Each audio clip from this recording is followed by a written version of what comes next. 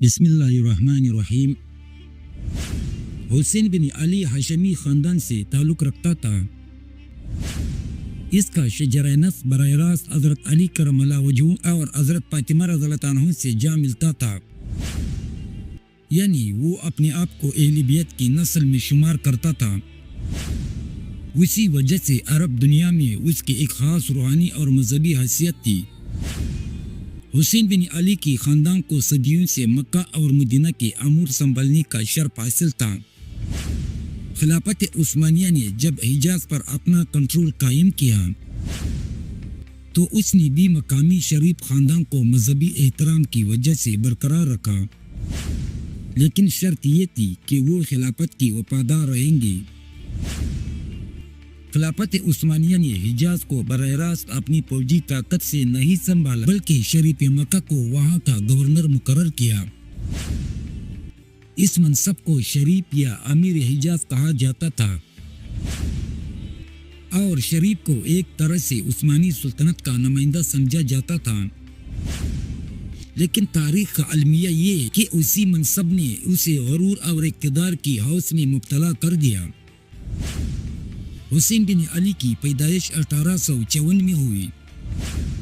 وہ اس ماحول میں پلا جہاں مکہ اور مدینہ کی سیاست قبیلوں، سرداروں اور مذہبی رتبوں کی گرد گھومتی تھی۔ ابتدائی عمر ہی سے اس میں اقتدار کی خواہش نمایاں تھی۔ تاریخ بتاتی ہے کہ اسے سیاست کی چالاکیوں کا بڑا شوق تھا اور وہ خلافت کے نمائندوں کے ساتھ اکثر تناؤ کا شکار رہتا تھا۔ 1908 عیسوی میں سلطنت عثمانیہ میں ترکوں کی مشروط تحریک اٹھی اور نئے نظام کے تحت خلافت نے اپنی گورنروں میں تبدیلیاں کی۔ اسی دور میں حسین بن علی کو حجاز کا گورنر بنایا گیا۔ عثمانیوں نے اسے اس کی اہل بیت کی حیثیت اور قبائلی اثر وسوخ کی وجہ سے منتخب کیا۔ اصل مقصد یہ تھا کہ حجاز میں امن قائم رہے اور خلافت کی رٹ قائم ہو۔ لیکن یہاں سے حسین بن علی کی اصل کہانی شروع ہوتی ہے، کیونکہ وہ منصب پر آتے ہی عثمانی خلافت کے بجائے اپنی الگ بادشاہت کا خواب دیکھنے لگا۔ اس نے اپنے آپ کو صرف ایک گورنر نہیں سمجھا، بلکہ دل ہی دل میں خلیفہ بننے کی خواہش پائی۔ وہ سوچتا تھا کہ چونکہ وہ اہل بیت کی نسل سے، اس لیے خلافت کا اصل حقدار وہ ہے، نہ کہ ترک سلاطین۔ وہ یہ بھی سمجھتا تھا کہ عرب ترکوں کی ماتحت نہیں رہنا چاہتے ہیں۔ اس کی نظر میں خلافت عثمانیہ کمزور ہو چکی تھی اور اب وقت آ گیا تھا کہ عرب اپنا خود مختار بادشاہ چنے۔ یہی خواہش آگے چل کر غداری کی بنیاد بنی۔ اس دور میں خلافت عثمانیہ اندرونی اور بیرونی دباؤ میں بری طرح پنسی ہوئی تھی۔ یورپی طاقتیں برطانیہ، فرانس، اٹلی سلطنت کو کمزور کرنے پر تلی ہوئی تھی۔ اندرونی بغاوتیں بڑھ رہی تھی، فوج اور معیشت تباہال تھی۔ ایسے وقت میں حجاز جیسے دور دراز خطے پر خلافت کی گرفت کمزور تھی۔ یہی خلا حسین بن علی کے لیے موقع بنا۔ اس نے فیصلہ کر لیا کہ اگر صحیح وقت آیا تو وہ خلافت سے الگ ہو جائے گا اور اپنی بادشاہت قائم کرے گا۔ برطانیہ پہلے ہی خلافت کو توڑنے کی منصوبے بنا رہا تھا۔ انہیں ایسی عرب لیڈر کی تلاش تھی جو اسلامی تقدس کی لبادی میں عربوں کو خلافت کے خلاف کھڑا کرے۔ حسین بن علی اس کے لیے بہترین امیدوار تھا۔ یہی وجہ ہے کہ انگریزوں نے جلد ہی اس پر اپنی نظر جما لی۔ یہ وہ پہلا موڑ تھا جب ایک ایسا شخص جو خلافت کی جھنڈے تلے بیٹھا تھا، اپنے دل میں خلافت کو گرانے کا خواب دیکھنے لگا۔ سوال یہ ہے، اگلا قدم اس نے کیا اٹھایا؟ تصور کیجئے وہ سرزمین جہاں خانہ کعبہ کی زائرین اللہ اکبر کی صدا لگاتے تھے، وہاں خفیہ خیموں میں انگریزی ایجنٹ اور ایک عرب گورنر ہاتھ ملا رہے تھے۔ یہ اتحاد تھا یا غداری؟ فیصلہ تاریخ نے کر دیا۔ پہلی جنگ عظیم 1914 سے 1918 میں سلطنت عثمانیہ جرمنی کے ساتھ کڑی تھی اور برطانیہ و فرانس اس کے خلاف یورپی طاقتوں کو اندازہ تھا۔ کہ اگر عثمانی خلافت عرب علاقوں کو کنٹرول میں رکھے گی تو جنگ میں ان کا نقصان بڑھ سکتا ہے۔ چنانچہ انہوں نے فیصلہ کیا کہ عربوں کو خلافت کے خلاف بھڑکایا جائے تاکہ اندر سے سلطنت ٹوٹ جائے۔ برطانیہ نے سوچا اگر حسین کو عربوں کا بادشاہ بنانے کا جھوٹا وعدہ کیا جائے تو وہ عثمانیوں کے خلاف بغاوت کر سکے گا۔ 1915 میں حسین بن علی اور برطانیہ کی high commissioner sir Henry make کے درمیان خفیہ خط و کتابت شروع ہوئی۔ ان خطوط میں برطانیہ نے حسین کو وعدہ دیا کہ اگر وہ خلافت کے خلاف بغاوت کرے گا تو جنگ کے بعد ایک عظیم عرب سلطنت قائم کی جائیں گی جس کا بادشاہ حسین ہوگا۔ حسین نے اس شرط پر آمادگی ظاہر کی کہ یہ سلطنت حجاز، شام، عراق اور فلسطین تک پھیلی ہوگی۔ برطانیہ نے زبانی حامی بھر لیکن حقیقت میں وہ پہلے ہی فرانس کے ساتھ سائکس پیکو معاہدہ 1916 میں کر چکے تھے، جس میں عرب علاقوں کو آپس میں بانٹنے کا پلان بنایا گیا تھا، یعنی حسین کو استعمال کرنے کا منصوبہ تیار تھا۔ اسی دوران ایک اور کردار منظر پر آیا جو تاریخ میں لارنس آف عربیہ کے نام سے مشہور ہے۔ وہ ایک برطانوی خفیہ ایجنٹ اور آرکیالوجسٹ تھا، عرب لباس پہن کر قبائل میں گھومتا اور عربی بولتا۔ لارنس کا کام یہ تھا کہ حسین بن علی اور اس کے بیٹوں کو قائل کرے کہ عثمانیوں کے خلاف احتیاط اٹھانا ان کے حق میں ہے۔ اس نے حسین کو یقین دلایا کہ برطانیہ اسے عربوں کا بادشاہ بنانے کے لیے سنجیدہ ہے۔ لارنس کی ڈائریوں میں صاف لکھا ہے کہ وہ عرب بغاوت کو ایک ڈرامہ سمجھتا تھا جس میں عرب صرف مہرے تھے اور اصل جیت برطانیہ کی تھی۔ حسین بن علی کے بیٹے عبداللہ، فیصل، علی اور زید بھی اس کھیل میں شامل ہو گئے۔ برطانیہ نے ان کے ساتھ رابطے قائم کیے۔ فیصل بن حسین کو لارنس نے خاص طور پر استعمال کیا اور اسے شام و عراق میں قیادت دی۔ عبداللہ کو اردن میں موقع دیا گیا۔ یہ سب حسین کی خواہش کا حصہ تھے کہ اس کا خاندان عرب دنیا پر حکومت کرے۔ برطانیہ نے حسین کو صرف وعدے نہیں دی بلکہ ایک نعرہ بھی دیا، ترکوں نے عربوں کو غلام بنایا ہے، اب وقت ہے کہ عرب اپنی آزادی حاصل کرے۔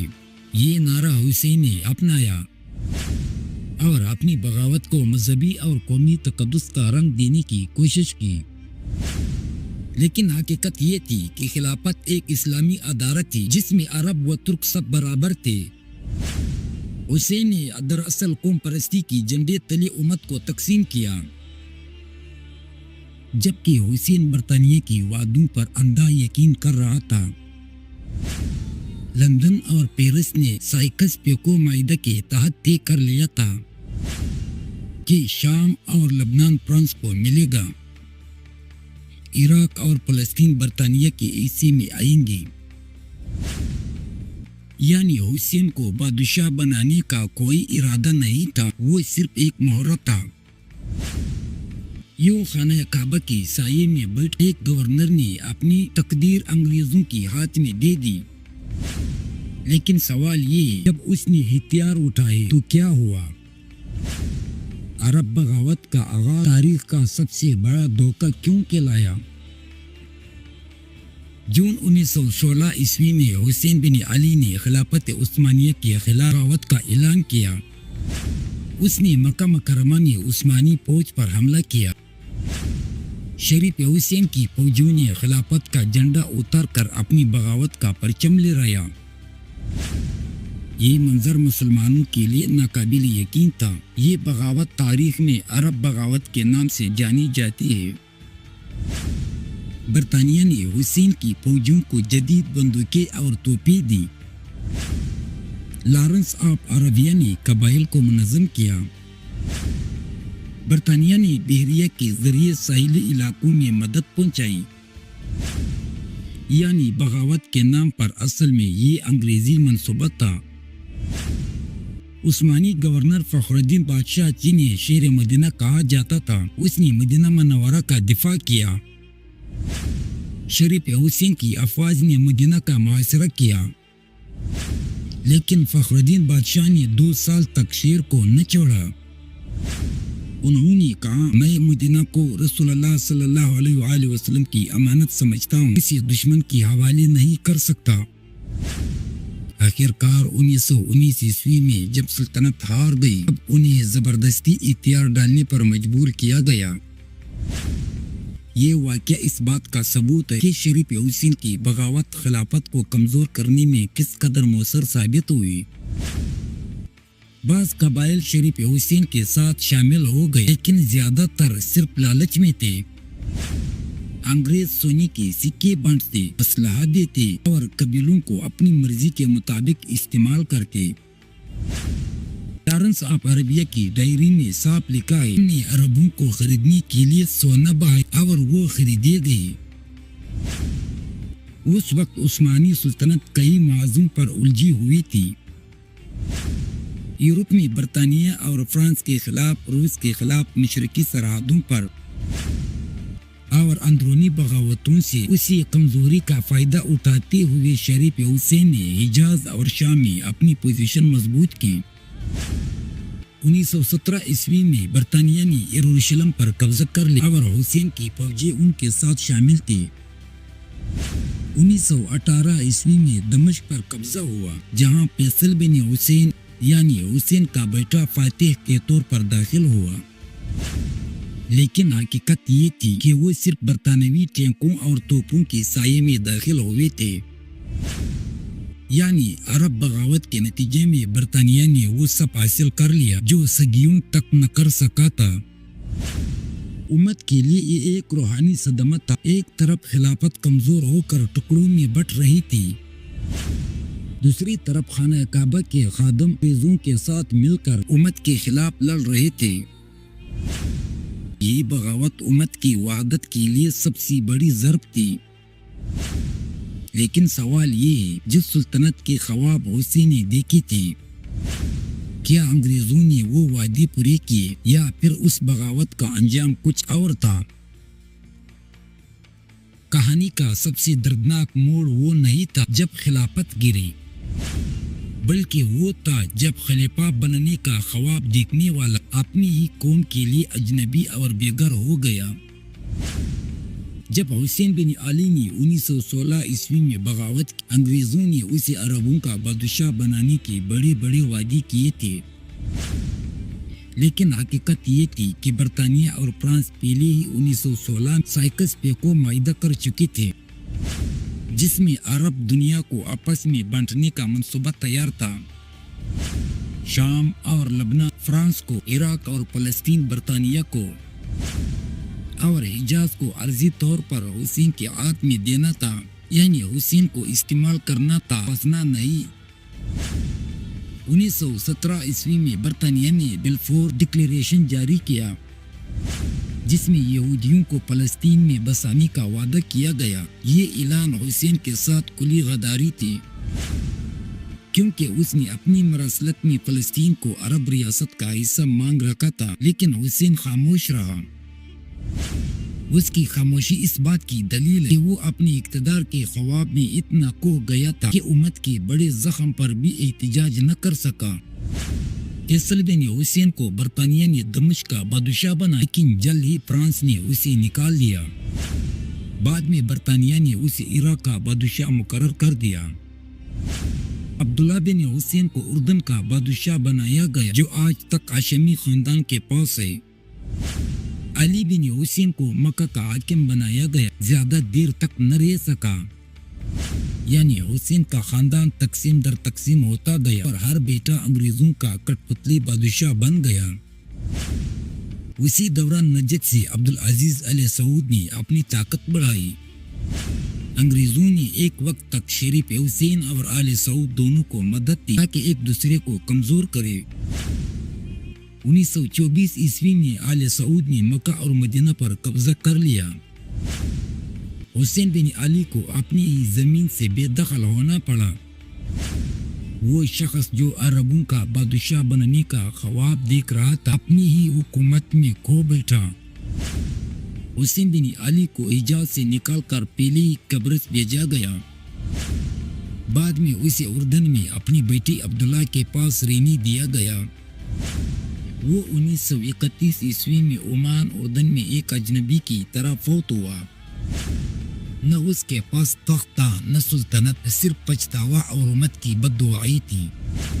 مورخین متفق ہے کہ حسین بن علی کی بغاوت نے خلافت عثمانیہ کی تابوت میں آخری کیل ٹھونکی۔ اس کے بغیر شاید برطانیہ اتنی آسانی سے عثمانیوں کو عرب خطوں سے نہ نکال پاتا۔ اس نے امت کو قوم پرستی کی نام پر تقسیم کیا اور آخر کار خود اپنی ہی ہاتھوں تخت و تاج سے محروم ہو گیا۔ تاریخ ہمیں یہی بتاتی ہے، لوگ اپنی دین اور امت کے خلاف سازش کرتے ہیں۔ وہ وقتی طور پر فائدہ اٹھا سکتے لیکن انجام میں ذلت ہی ان کا مقدر بنتی ہے۔ حسین بن علی کا انجام اس کی سب سے بڑی مثال ہے۔ یہ تھا حسین بن علی کی غداری کا